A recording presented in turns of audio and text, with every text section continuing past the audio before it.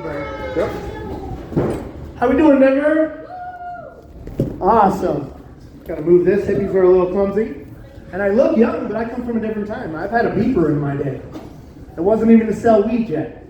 It was so my mom could tell me to come home. I knew I came from a different time. I saw Netflix get put Blockbuster out of business. I saw one of my favorite, Toys R Us, get put out of business by Amazon. I saw heroin get put out of business by fentanyl. I come from a time where you could find a mystery bag of powders on the barroom floor and go home and have a good night. Nowadays, you have to know chemistry to take that cocaine home. I didn't come from free love like the hippies, but I at least came from mystery bag of powders is okay. But you guys legalized pot, so a hippie feels safe here? Kind of put me out of a job, though. Nobody tells you what happened to the weed man, the one that made it out. He delivers pizza now. DoorDash, and these people with the snowboard racks on the top of the car looking like police, they're slowing down your food, I'm sorry. But Denver, I just moved here, and they legalized pot when I just moved here, and then they installed all these traffic circles the same year. You guys just have stoners just doing laps, lost. Like, I've tried to come down here 3 or 4 times and ended up in Lakewood. You know? So, but you guys think it's easy being a hippie, you know, because I don't have a real job. But how many times have you used your job to get out of doing things you didn't want to do? These people know I don't have to work in the morning. I had to move a fish tank on Tuesday. I'm going out to Limon this weekend to pick up a pit bull. I thought it would be nice if my friend got over his breakup with his girlfriend by getting off of my couch. But instead, we're getting a dog this weekend. Sometimes it would be nice to have a real job, be a real boy. But now that you guys legalized pot, I'm not too worried about the government looking in on our life. But I feel like if they're going to be watching us, the NSA should be giving us some stats. Like, am I actually the worst driver in Denver, or is that just what my ex-girlfriend says? You know, like Spotify Wrapped. They have this information. I feel like I'm in the top 1% of texting them on the way while still laying in bed. They know. Any parents in the crowd tonight? On a Thursday? No? All right, well, hippies, we don't have a lot of kids either. The parents, they keep track of how good their kids are doing with the height on the wall. We keep track of the length of our hair as the last time we saw a judge. But my buddy, he's got hippie parents.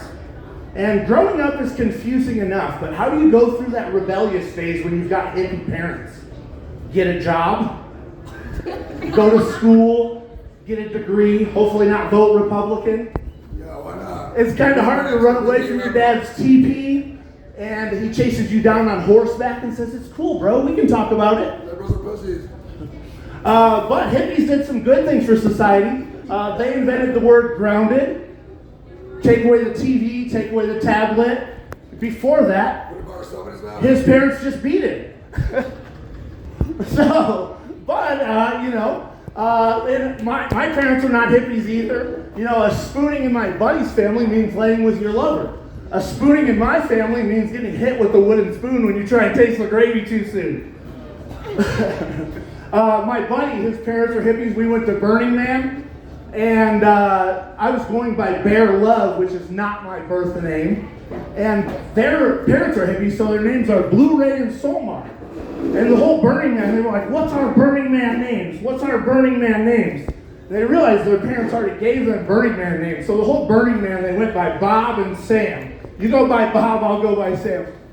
But I've got a little bit of gray in my beard, and I'm still doing stand-up comedy, so you can say I'm going through a midlife. But my generation doesn't know how to do a midlife crisis correctly. My dad, he bought a Corvette, spins in circles. My generation doesn't have Corvette money. So a midlife crisis for my generation looks like 35-year-old should be trading recipes with the other moms at school, but instead this weekend she's shaving her head. Britney Spears, that's a midlife crisis for my generation. I'm not picking on the single girls. The guys, we're doing it too. I guess he should have joined the military 25 years ago, but he's been working in a factory with his dad. His knees are gone. But you'll find him this weekend at Bass Pro Shop, looking for night vision goggles to hunt a deer. If you need night vision goggles to hunt the deer, you're not the warrior we need, Tanner. All right, let's bring Garrett back up. Have a good night, guys. Hey, love, everybody!